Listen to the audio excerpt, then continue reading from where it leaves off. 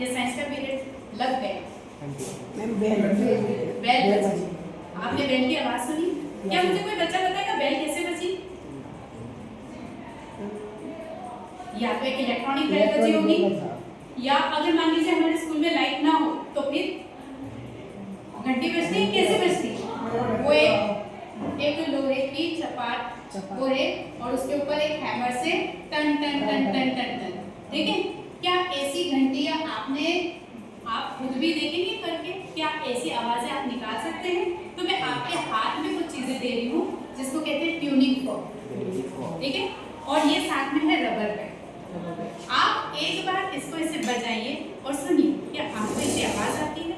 और फिर मुझे बताइए कि ये आवाज किस कारण से, आवाज आने का कारण क्या था, किससे आवाज उत्पन्न हो रही है, किन चीजों से, और साथ साथ आप और क्या क्या देख पा रहे हैं वो भी देखिए। ठीक है? इसको करने के लिए आपको क्या करना पड़ेगा, इसको यूं करके पास में लाना पड़ेगा। ऐसे मत करिएगा, ऐसे करिए।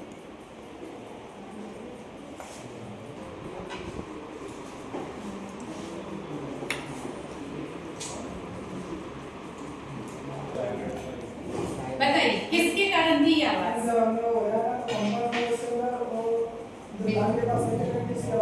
बिल्कुल, किसका कंपन हो रहा था? आपने इसे टकराया तो कंपन कौन कर रहा था? पहले ये कर रहा था। इसके ये दोनों जो हिस्से हैं, फॉर्क के ये हिस्से, ये कंपन कर रहे थे और उस कंपन का किसके कारण गमन हुआ? माध्यम। मतलब माध्यम के सारे कण भी क्या करें? कंपन किए, और कंपन करके वो आवाज कहाँ तक पहुंची? आपके कानों तक। ठीक है? एक और चीज देखो आपको, ये लोहे का एक बॉब है। जरा इसको अपनी टेबल से टकराइए और बताइए जो आवाज पहले आ रही थी, क्या वही आवाज अभी भी आ रही है?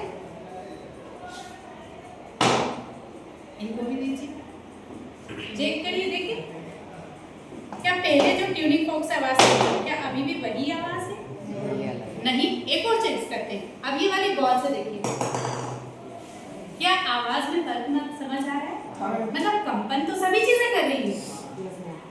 मतलब पहले ट्यूनिंग फॉर्क भी किया, फिर ये मेटेलिक बॉब भी किया, फिर ये प्लास्टिक की बॉल ने भी किया, पर कंपन का माध्यम बदलने से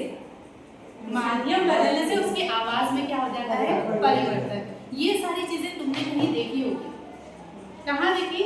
जब आपके सारे वाद्य यंत्र बजते हैं, म्यूजिकल इंस्ट्रूमेंट, तो देखा होगा आपने वीणा भी बज रही है, गिटार भी बज रहा है, वायलिन भी बज रहा है, पर उन सब की जो तार वो अलग अलग लंबाई पर और अलग अलग टेंशन में, मतलब उसके ऊपर जो बल लगा होता है वो अलग अलग होता है।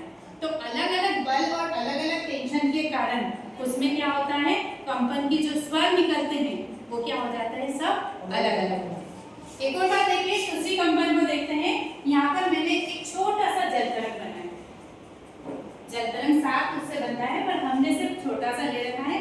ध्यान से देखिए, इसमें आपको क्या नजर आ रहा है? तीनों में पानी तो है, पर पानी का क्या चीज अंतर है? तीनों में पानी के लेवल में फर्क है। देखिए, साउंड सुनिए।